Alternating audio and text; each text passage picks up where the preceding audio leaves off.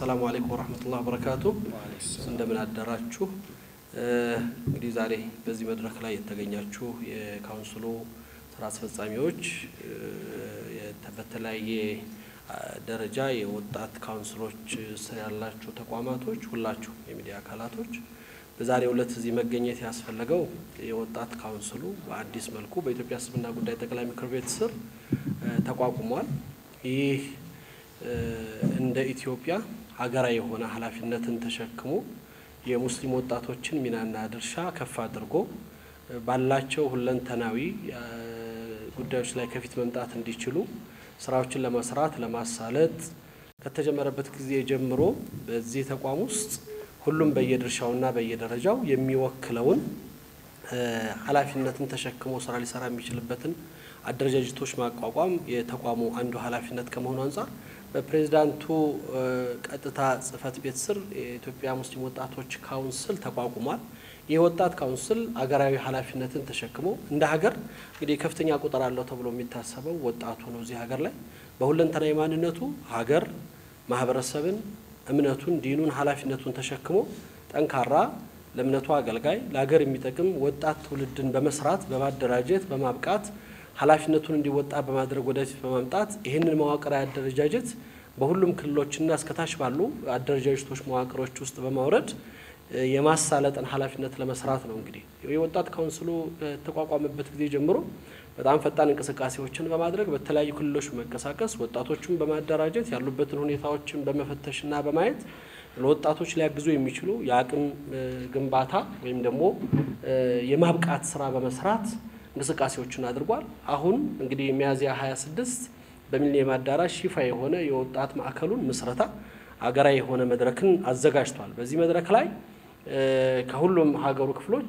በተለይ ባለድርሻ የሆነ ወጣቶች የሚመለከታቸው ዑለሞችና መሪዎች ባለድርሻ አካላቶች ተገኝተውበት የወጣቶቹ መልእክት የሚተላለፍበት አቅጣጫ የሚቀመጥበት እንደ ሀገር ይሄ ወጣቱ ስንል ሁሉንም የኢትዮጵያ ሙስሊም ወጣቶች በሁለንተናዊ ማንነታቸው የጋራ የሆነ አሰባሳቢ ሁሉንም በአንድ ጥላ ስር አድርጎ በተለያየ አመለካከቶች ስር ያሉት በጋራ ተሰባስበው ሀገርን ሊጠቅሙ ዲናቸውን ሊያግዙ ማህበረሰቡን ወደፊት ሊያሻግሩ በሚችሉ ሐሳቦች ላይና ሀገራዊ ሚናን በመወጣት ላይ ትልቁን ድርሻ እንዲወጡ ኃላፊነት ይዞ የመስራት ይሄንን የማደራጀትና የማሳለጥ ተግባር ነው እንዲሰራ ይሄ ወጣት ካውንስል የተቋቋመው።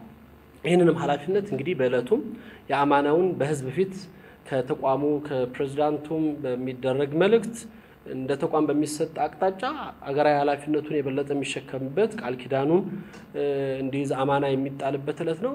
ለቀጣይ አቅጣጫዎቻቸው ሊሰሩ የሚችሉ ስራዎችን ይዘው የሚቀርበት ነው። ስለዚህ እንግዲህ የወጣት ካውንስል እንደ ሀገር እንደ ተቋም ከተደራጁት አደረጃጀቶችን ውስጥ ትልቁን ድርሻ ይይዛል። የብዙውን ውክልና ይሸፍናል።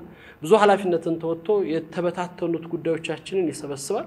በጋራ ለመስራት ሀገር ላይ የተሻለ ነገር ለማምጣት ዲኑ ላይ የሚፈለግበትን ኃላፊነት በሚገባው አደረጃጀትና ሐቁን መብቱን ግዴታውን አውቆ ዲኑን ለማስከበር በሚደረጉ የዲኑን ጥቅም ለማምጣት በሚደረጉ እንቅስቃሴዎች ላይ ጎላ ሚናና ድርሻ እንዲኖራቸው ይሄንን የማገዝ የማንቀሳቀስ የመብራት ኃላፊነቱን ተሸክሞ የሚወጣው የወጣት ካውንስል የሁላችሁንም ወጣቶች አብሮነት በጋራ መስራት በእኩል መገናኘት የጋራ ቤት አድርጎ መጠቀምና ይሄንን ትክክለኛውን ኢስላም ያስቀመጠልን ምስል ትናንት በእስልምና ታሪክ ውስጥ ዲኑ ሲታሰብ መገለጫ የሆኑት ወጣቶች ከነብዩ ጀርባ የነበሩት ሰለላሁ ዐለይሂ ወሰለም እስልምናን በማሻገር እስልምናን ወደፊት ማምጣት ትልቅ ሚና የነበራቸው ወጣቶች ኢስላምን ኡማን ማህበረሰብን አገርን ወደፊት ማሻገር የሚችሉ በስነ ምግባር የታነጹ ዲናቸውን ያወቁ ኃላፊነታቸው የገባቸው ምን መስራት እንዳለባቸው የሚያውቁና ለዲኑ ለኡማውም የተሻለ ነገር ማበርከት የቻሉ ወጣቶች መሰረት ያለው ዲን ነውና ይሄንኑ ባለቤት የሆነው አካል ዛሬም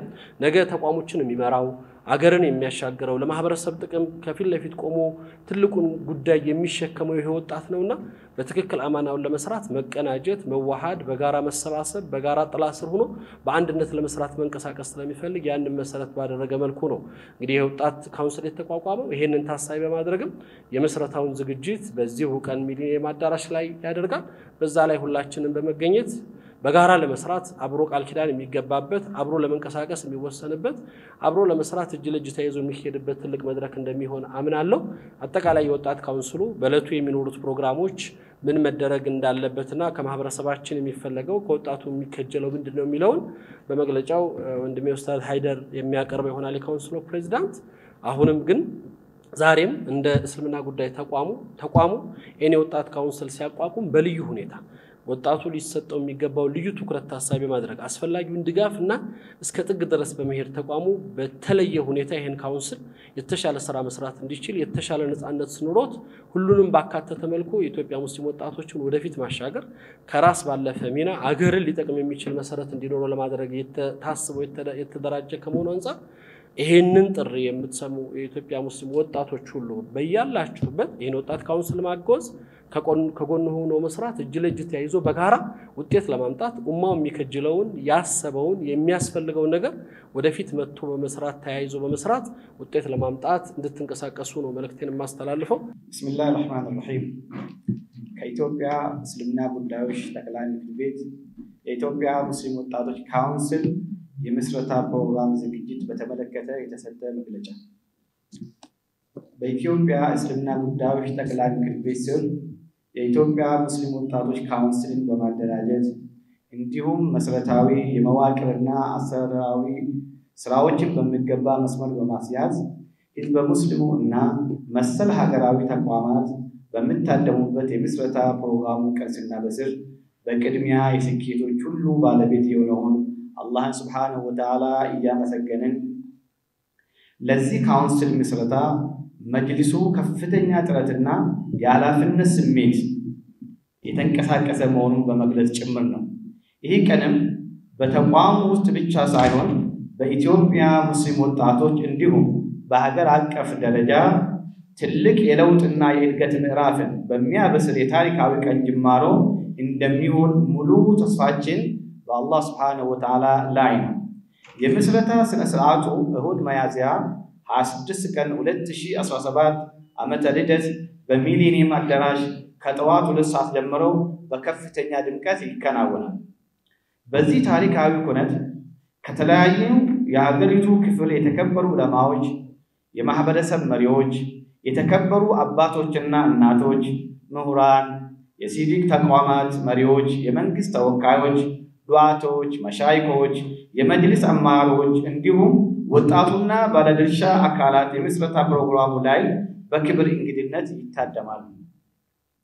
በዚህ ቀንም የኢትዮጵያ ሙስሊም ወጣቶችን መንፈሳዊ ማህበራዊና ኢኮኖሚያዊ ችግሮች በጥልቀት በማጥናት የመፍትሄ አቅጣጫዎችን የማቅረብና የማስፈጸም ራዕይን በመሰነቅ የሁሉም ሙስሊሞች ጥላ የሚሆን ካውንስል በይፋ ይመረቃል ኢንሻአላህ። ካውንስሉ የወጣቶችን ሁለንተናዊ ተሳትፎ በማሳደግ ተቀዳሚ ዓላማና የትኩረት መስመሩ እንደሚሆን ያከናወናቸው መሰረት የማስያ ስራዎችን ጨምሮ የወደፊት እቅድ ዓላማና ግቦችን እንዲሁም የድርጊት መርሃ ግብሮቹን ይፋ ያደርጋል። ከዚህ በተጨማሪ ግብዣ በተደረገላቸው እንግዶች ወጣቶችን የሚመለከቱ መልእክቶችን የሚቀርብበት መርሃ ግብር በደማቅ ሁኔታ ይከናወናል ኢንሻአላህ። ካውንስሉ ወጣቱ በማህበረሰብ ውስጥ የአሰባሳብነት፣ የመሪነት እና የለውጥ ኃይል እንዲሁም በበጎ ፈቃደኝነት ከኃላፊነት ስሜት በሚመነጭ ተነሳሽነት አገልጋይ እንዲሆን ራዕይ የሰነቀ ሲሆን የሙስሊም ወጣቶች በሀገራዊ የሰላምና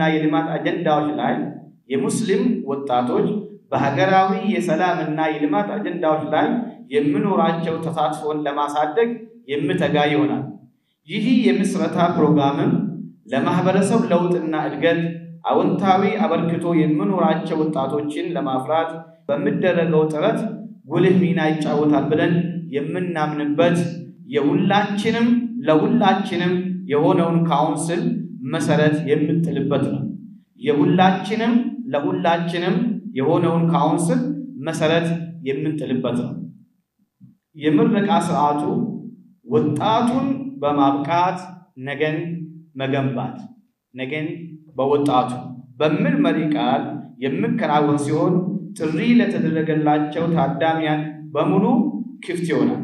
የምረቃ ስርዓቱ ወጣቱን በማብቃት ነገን መገንባት ነገን በወጣቱ በምን መሪ ቃል የሚከናወን ሲሆን ጥሪ ለተደረገላቸው ታዳሚያን በሙሉ ክፍት ይሆናል።